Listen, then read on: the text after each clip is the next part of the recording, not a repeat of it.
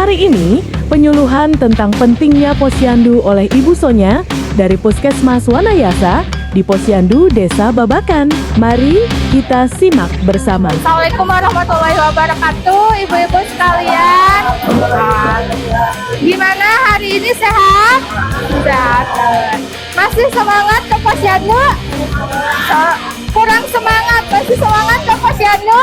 Semangat, harus semangat ya ibu-ibu sekalian. Karena sekarang ini posyandu udah ada pembaharuan. Jadi tidak hanya untuk bayi dan balita. Jadi si posyandu ini sudah bisa melayani seluruh siklus hidup. Tahu nggak satu siklus hidupnya gimana ibu-ibu? Semua usia. Dari ompong, betul nggak? Dari ompong ke ompong. Dari balita sampai dengan lansia. Jadi kalau misalkan dulu mah posyandu yang diukur ditimbang hanya bayi balitanya saja atau ibu hamil, sekarang ibu yang nganternya boleh ditimbang juga ya. Boleh, nanti kita ada tensi ya. Terus pengukuran gula darah setiap 1 tahun sekali. Untuk apa sih ibu-ibu kayak gitu tuh, biar apa cenah?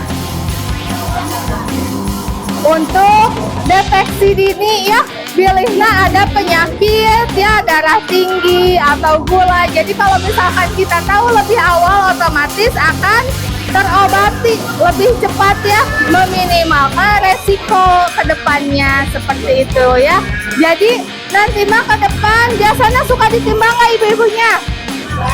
Suka, harus ya. Nanti mah minimal cek berat badan gitu ya, dilihat udah masuk obesitas belum nih ibu-ibu sekalian. Coba Cung yang udah ukur lingkar perut enggak? Lingkar perutnya udah diukur belum? Nanti dilihat ya lingkar perutnya masuk normal atau tidak, untuk melihat masuk kategori obesitas atau enggak gitu ya. Nah, jadi harus semakin semangat datang ke posyandu. Nah, tujuan kita datang ke sini hari ini ada yang udah tahu? Dari pagi mau ngapain cina ibu-ibu, tiba-tiba dipanggil harus ke posyandu. Mau apa? Mau validasi penimbangan. Kita ukur lagi tinggi dan berat badan adiknya ya. Takutnya waktu bulan Februari ada salah gitu ya. Oh, ini ternyata salah, atau waktu dulu mah ditimbangnya lagi nangis yang lebih rewel. Nanti kita lihat lagi ya penimbangannya udah sesuai atau belum. Jadi tujuan pengukuran saraf penimbangan itu untuk apa Cobi? Kalau pada anak, untuk apa? Untuk mengetahui pertumbuhan sama perkembangan anak sudah sesuai atau tidak. Kalau misalkan kita nggak ngukur nih di rumah aja, tahu nggak anaknya sehat atau sesuai atau tidak gitu? Tahu nggak? Nggak ya. Makanya diperlukan untuk pengukuran rutin setiap bulan ya. Terus Bu, kalau misalkan kondisi dedenya ternyata berat badannya kurang atau tinggi badannya kurang, gimana kira-kira? Nanti kita berikan edukasi ya ibu-ibu. Jangan kecil hati kalau misalkan anak saya masuk validasi nih jigana stunting atau gizi kurang, nggak usah kecil hati.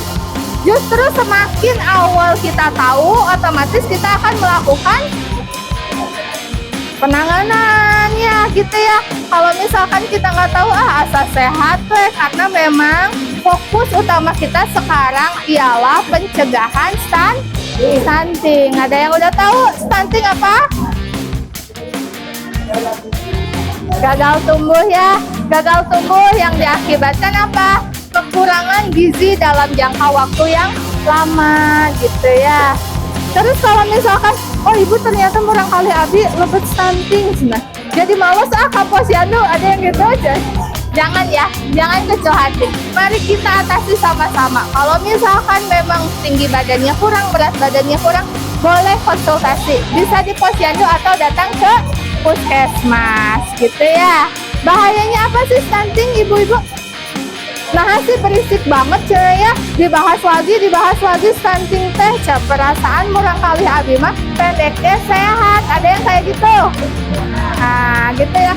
ada iya mah ibu bapak nage cenah pendek cenah naon gitu kan ya.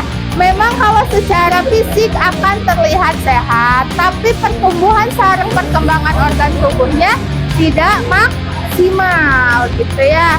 Efeknya apa nanti? Anak mudah sakit. Kalau di sekolah apa? Sulit untuk konsentrasi. Terus kalau efeknya saat dewasa apa? Dia akan mudah terkena penyakit tidak menular yang disebabkan oleh metabolisme tubuh yang tidak baik gitu ya. Karena pertumbuhan organ tubuhnya pada saat kecil tidak maksimal gitu. Apa sih penyakit tidak menular teh?